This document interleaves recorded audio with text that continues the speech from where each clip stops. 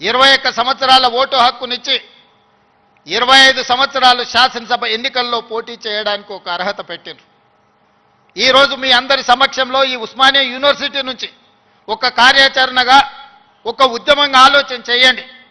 Vote హక్కు రాజీవ్ గాంధీ గారు 18 సంవత్సరాలకు తగ్గించినప్పుడు ఐఏఎస్ ఐపీఎస్లు 21 సంవత్సరాలు నిండిన వాళ్ళు ఈరోజు పరిపాలన సాగిస్తుంటే శాసనసభలో 21 సంవత్సరాలు నిండిన యువకులు ఎందుకు ఎమ్మెల్యేలుగా ఉండకూడదో ఒకసారి ఆలోచన చేయండి. యువ నాయకత్వం ఈ దేశానికి అవసరం ఉన్నది. ఇవాళ ఈ దేశంలో ముఖ్యంగా తెలంగాణ రాష్ట్రంలో 18 సంవత్సరాలు పైబడి 35 సంవత్సరాల లోపల ఉన్న జనాభా 65%. ఇదే దేశం యొక్క సంపద. ఈ యువ సంపద, ఈ యువ మేధస్సు ప్రపంచ దేశాలకు ఎగుమతి అయి ఇవాళ అమెరికా సింగపూర్లను అత్యంత ధనిక దేశంగా రాణించడానికి మన వాళ్ళ శ్రమ ఉన్నది, మన వాళ్ళ చెమట ఉన్నది. మరి ఇతర దేశాలకే తమ మేధా సంపత్తిని కరిగించి సంపద గల దేశంగా మారుస్తుంటే మన రాష్ట్రాన్ని సంపద గల రాష్ట్రంగా మనం ఎందుకు మార్చుకోకూడదు? మన యువకులు ఎందుకు మన అభివృద్ధిలో భాగస్వాములు కాకూడదు? ఒకసారి ఆలోచన చేయండి. ఈరోజు ఈ ఉస్మానియా యూనివర్సిటీ చదువులకే కాదు పరిశోధనలకు కూడా వేదిక కావాలి. ఈ ఉస్మానియా యూనివర్సిటీ సమస్యల్ని చర్చించడానికే కాదు సైద్ధాంతిక పరమైన ఆలోచనలు భిన్న అభిప్రాయాలకు కూడా చర్చకు వేదిక కావాలి. సామాజిక సమస్యల్ని పరిష్కరించుకోవడానికి కూడా ఇక్కడ చర్చలు జరగాలి. సిద్ధాంతపరమైన చర్చలు జరగాలి. సాంకేతికపరమైన చర్చలు జరగాలి. వీటి ద్వారా సమాజానికి మేలు ఒనగూరాలి. ఈరోజు మనకు నచ్చని సిద్ధాంతం ఉంటే చర్చించడానికి మనం సిద్ధంగా లేము. అసహనం పెరిగిపోయింది. నచ్చని సిద్ధాంతం ఉంటే చర్చించడం ద్వారా ఆ సిద్ధాంతంలో ఉన్న లోపాన్ని లేవనెత్తి చూపించడం ద్వారా వాళ్ళని ఒప్పించి చర్చల ద్వారా ఓడించి రాణించాలి. కానీ వాళ్ళని అణిచివేసో లేకపోతే వాళ్ళ మీద మన అధికారాన్ని ఆధిపత్యాన్ని ప్రదర్శించడం ద్వారా ఎక్కువ కాలం ఇది సాగదు.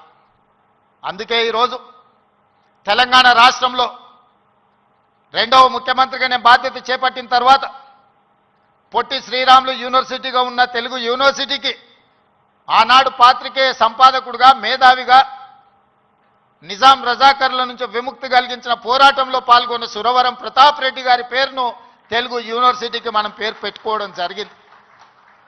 మన స్ఫూర్తి ప్రదాతలు వాళ్ళు. IIHT Indian institute of handloom టెక్నాలజీకి కొండా లక్ష్మణ్ బాపూజీ గారి పేరు పెట్టుకున్నాం మనం. మహిళా యూనివర్సిటీ తెలంగాణలో ఉన్న ఏకైక మహిళా యూనివర్సిటీ.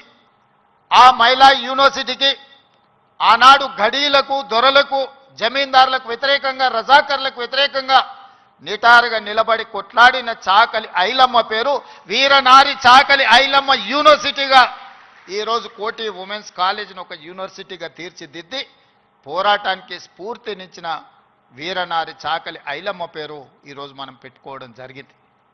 ఇవన్నీ ఎందుకు? ఇవన్నీ మనకి స్ఫూర్తిని నింపడానికి, మనలో పోరాట పటిమను పెంచడానికి. ఆనాడు తెలంగాణ యువత సమస్యల మీద పోరాటం చేసే చైతన్య పరులుగా ఉన్నారు. కానీ ఈనాడు ముఖ్యమంత్రిగా నాకు అందుతున్న సమాచారం తెలంగాణ ప్రాంతంలో జరుగుతున్న పరిణామాలు మానసిక వేదనకు గురి చేసే పరిస్థితి ఉన్నది. ఈరోజు పట్టణ ప్రాంతాలలో లేకపోతే యూనివర్సిటీలలో కాదు, చిన్న చిన్న కాలేజీల్లో, జూనియర్ కాలేజ్, డిగ్రీ కాలేజీల్లో కూడా విద్యార్థులు గంజాయి సేవించే పరిస్థితి వచ్చింది. ఇది తెలంగాణ సమాజాన్ని నిర్వీర్యం చేసే ప్రమాదం పొంచి ఉన్నది. ఇవాళ గంజాయి డ్రగ్స్ తెలంగాణ సమాజాన్ని యువతను పట్టి పీడిస్తున్నాయి. ఇవాళ సిద్ధాంతపరమైన పోరాటాలు లేకపోతే సామాజిక చైతన్యానికి సంబంధించిన ఉద్యమాలు లేకపోవడం వల్ల ఈరోజు ఈ విద్యార్థులు వ్యసనాల వైపు బానిసలు అవుతున్నారు. ఇది మనందరం ఇక్కడున్న మేధావులందరూ ఆలోచన చేయాలి, చర్చ చేయాలి.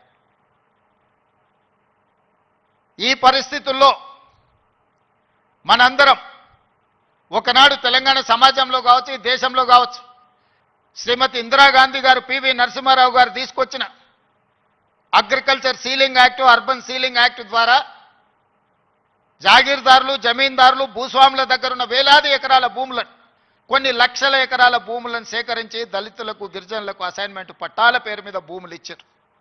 ఆనాడు గ్రామాలలో భూమి ఉండడం ఆత్మగౌరవం, వ్యవసాయం చేయడం ఆ కుటుంబానికి గుర్తింపుగా ఉండి ఆనాడు ప్రభుత్వాలు ఇందిరమ్మ పేరు మీద అసైన్మెంట్ భూములను పేదలకు లక్షలాది ఎకరాలు పంచారు. ఆ తర్వాత పోడు భూముల పట్టాలు 25 లక్షల ఎకరాల అసైన్మెంట్ భూముల పట్టాలు దళితుల గిరిజనులకు ఇస్తే 10 లక్షల ఎకరాల భూములు ఆదివాసీలకు పోడు భూముల పట్టాలిచ్చి